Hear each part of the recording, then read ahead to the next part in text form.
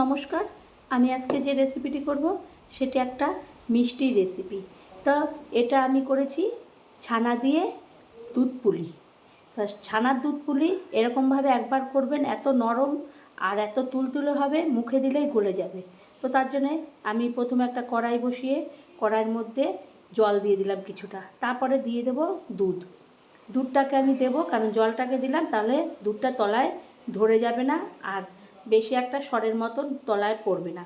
এইভাবে আমি এর মধ্যে দিয়ে দিলাম দুটো এলাচ দেওয়ার পরে ওর মধ্যে দিয়ে দেব আমি চিনির গুঁড়ো। আমি চিনিটাকে গুঁড়ো করে নিয়েছিলাম, কারণ তাহলে গলতে সুবিধা হবে। এরপরে গুঁড়ো দুধ, আমুল গুঁড়ো দুধ। এইভাবে আমি এখনও কিন্তু ওভেনটা জ্বালাইনি। এরপরে ভালো করে এটাকে মিশিয়ে নেব সমস্ত চিনি আর গুঁড়ো দুধের সঙ্গে। এই লিকুইড দুধটাকে মেলানো হয়ে গেলে, দলা দলাগুলো ছেড়ে গেলে, তখন আমি ওভেনটাকে জেলে দেব। জেলে এরপরে ভালো করে আমি জাল দিতে থাকবো। জাল দেওয়ার পরে যখন এটা একদম ক্ষীরের মতন হয়ে আসবে, দুধটা একদম ঘন হবে, ততক্ষণ পর্যন্ত এইভাবে আমি জাল দিতে থাকবো।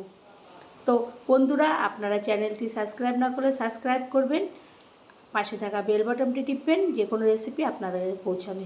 আর এরকম একটা ছানার পুলি একদিন হলো বাড়িতে করবেন, খুব ভালো লাগে খেতে, অল্প সময় অল্প উপকরণও হয়ে যায়। এইদিকে আমি দুধ থেকে ছানা কাটিয়ে ন্যাকড়ার মধ্যে রেখে দিয়েছিলাম।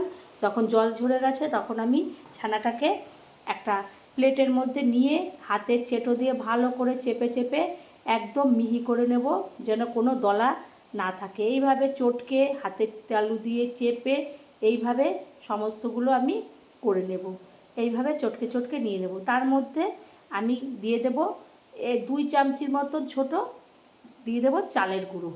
তাহলে এটা একটু আটো আটো হবে আর সুন্দরভাবে, নাহলে ছানাটা তো নরম হয়, দুধের মধ্যে যখনই ফুটাতে গেলে ওটা গলে যাবে। আর চালের গুঁড়োটা দিয়ে একদম আটা মাখার মতন মেখে একটা ডোর মতন তৈরি করে নেব। ডোটা কিছুক্ষণ রেস্টের জন্য রেখে দেবো। এইভাবে সমস্ত ডোগুলো একটু ছানা এদিক ওদিক পড়ে থাকলে সমস্তগুলো কাছে নিয়ে একবারে একটা ডো করে রাখবো। কিছুক্ষণ পরে ওই ডোর থেকে আমি লেচি কাটবো। লেচিগুলো হাতের মধ্যে নিয়ে প্রথমে একদম গোল গোল করব, পাক দেব। তারপরে যেমন পুলি পিঠার বাটি বানাই সেরকমভাবে বাটির মতন করব। বাটির মতন করে লম্বা লম্বা করে নেব। এরকম করে আমি সুন্দরভাবে দুদিকে মুখগুলো একদম পুলি পিঠা যেরকম বানায় এরকম বাটির মতন করছি। করে তারপরে কিছুই ভেতরে দেব না, যেরকম বাটির মধ্যে পুর দিয়ে চেপে নেয় সেরকমভাবে মুখগুলো সিল করে দেব। এইভাবে সমস্ত কয়টা পুলি পিঠা আমি বানিয়ে নেব এই ছানা দিয়ে। ছানার পুলি পিঠা একদিন হলেও মুখে দিলে আপনার মুখের ভেতরে দিতে দিতেই এই পিঠাগুলো গলে যাবে, এত সুন্দর হবে যে না খেলে বোঝাই যাবে না। তো এইভাবে আমি সমস্তগুলো একে একে করে যে কটা হবে আমার, এইভাবে আমি মুখ সিল করব। তারপরে দুপাট একদম দু পিঠে এইদিক ওদিক করে সরু সরু মতন পুলি পিঠায় যেরকম হয় ওই রকমভাবে করব। করে সমস্ত কটা এইভাবে চেপে চেপে সুন্দর পুলি পিঠার আকৃতি দিয়ে আমি এটাকে তৈরি করে নেব। সমস্ত কটা আমার হয়ে গেল। এদিকে আমি তো দুধটা আগের থেকেই জাল দিয়ে রেখেছিলাম, ঘন হয়ে আসছে ততক্ষণে। তখন আমি ওই পুলি পিঠাগুলোকে একে একে দুধের মধ্যে আমি ছেড়ে দেব। এইভাবে সমস্ত ছেড়ে দেওয়ার পরে আমি একটু মিডিয়াম ইয়েতে গ্যাসের ওভেনে আঁচটাকে রাখবো, রেখে সুন্দরভাবে আমি জাল দিতে থাকবো। এইভাবে জাল দিয়ে সুন্দরভাবে যখন একদম ঘন হয়ে ক্ষীরের মতন হয়ে যাবে দুধ পুলিটা, ছানার দুধ পুলি, তখন আমি একটা প্লেটের মধ্যে চামচের সাহায্যে এইগুলো একে একে সব কটা তুলে নেব। আমার যে কটা হয়েছে এইগুলো এইভাবে তুলে নেব।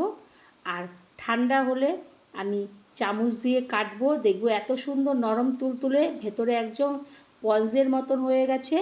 না মুখে দিলে যে না খাবে সে বুঝতে পারবে না, এত সুন্দর হয়। তো এই রকম একটা পিঠা করলে বাড়ির সকলেই দেখবেন আপনার কাছে আবারও করার জন্য বায়না করবে। ঘরে একটু ছানা থাকলে এরকম একটা আপনি ছানার পুলি বানিয়ে নিতে পারবেন।